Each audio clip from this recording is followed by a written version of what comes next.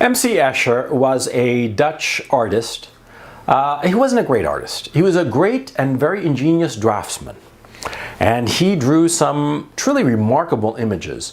But the thing is, the reason I say that he's not a great artist is because you look at his images, and brilliant and ingenious though they were, they don't elicit an emotion per se. Not, for instance, like something by H.R. Geiger, for instance, or any other artist of known repute.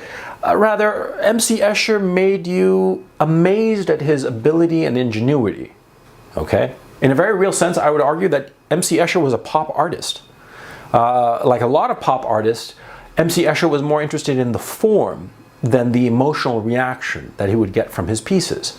The only emotion that you can usually get out of an MC Escher piece is amazement at the ingenuity, at the geometric look and feel of his work.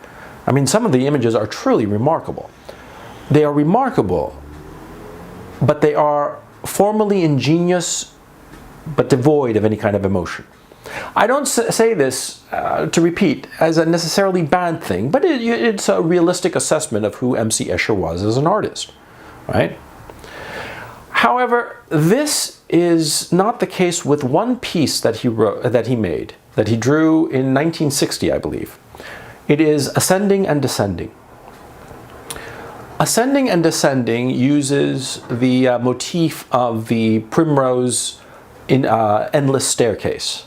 Primrose was a British psychologist who developed this concept, and it's remarkably ingenious. It's using certain paradoxes of perspective to create the illusion that the staircase at the top of the castle in the lithograph is endless.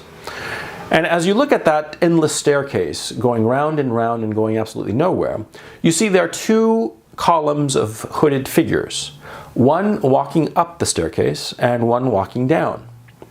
Now, I took the time to count them all. There are 14 individuals climbing up, and there are 12 climbing down. And they're going absolutely nowhere. Additionally, there are two figures, one on one of the terraces, and he is looking up at the endless procession of hooded figures going up and down. And there is one despondent man sitting on the outside staircase of the castle, looking off into the distance.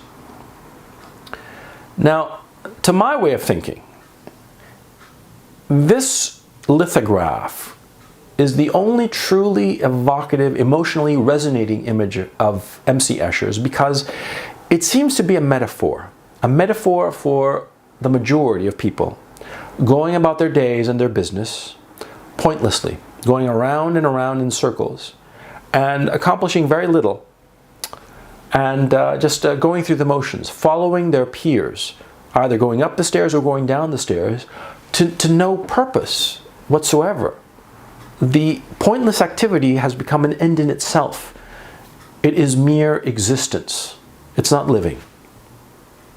Now, the two figures that are outside this endless ascending and descending circle, the one figure seems to be looking up, and it's almost, at least to me, as if he is amused by that endless concentric circles going up and down, the pointlessness of it. It's as if he's amused by what he's witnessing. And that's something that I've noticed a lot of a certain kind of person tends to indulge in. They recognize the absurdity of an activity and they laugh at it.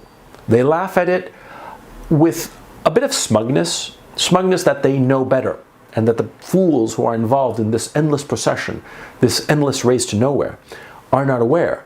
And he feels himself elevated and somewhat superior, perhaps, to those fools who are going around and around in a circle, right? And then the figure sitting on the steps outside, to me, he strikes me as sad. He's aware of the pointlessness of what his peers are doing. And that awareness gives him a complete and utter sadness. Sadness that he cannot describe or communicate to anybody. Because he's aware of what's going on, just as the amused man is aware of what's going on. But rather than being amused, he just feels sad and despondent because he recognizes the futility of what they are doing. So those are all the figures in the lithograph. But to my way of thinking, I've always thought that there was a third man outside of that circle. And that third man, I've always thought, that is not even in the scope of the drawing. He is off in the distance on his own, walking free of the futility that the other figures are involved in, of those endlessly ascending and descending figures, and also free of the smugness and the despondency of the other two figures. It seems to me that he is truly a man who has cut his losses and is looking for something new, for something fresh, searching for in the distance, for something that he might never find, but at least he is free of the futility that he has left behind in the castle. Now, that's a thought I've always had. And whenever I think to myself whether I should cut my losses or not, I always think of M.C. Escher and ascending and descending. I always think of this particular lithograph, which, like I said at the beginning, and I mean that this is no disrespect, it is not a great work of art, but it is evocative, at least to me.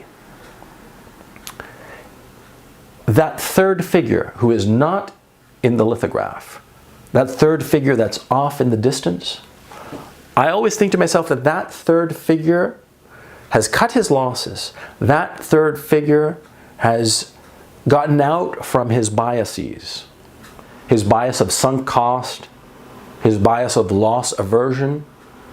He's gotten out from the yoke of those biases. He's gotten out from the yoke of the futility of his peers and the despondency of his peers and the smug superiority of his peers, and is going off independently into the world to find out something that he might never discover, but it's the search. That's what I've always thought about ascending and descending. And it's a comforting thought. The thought that, see, whatsoever your circumstances, however pointless and futile they may be, you can escape them. You can escape them and not slide into smug superiority and arrogance, and not fall prey to despondency and despair, but that there is a third way of moving forward, moving away, leaving the past behind you and searching for a new goal. It's a comforting thought. Just an idea.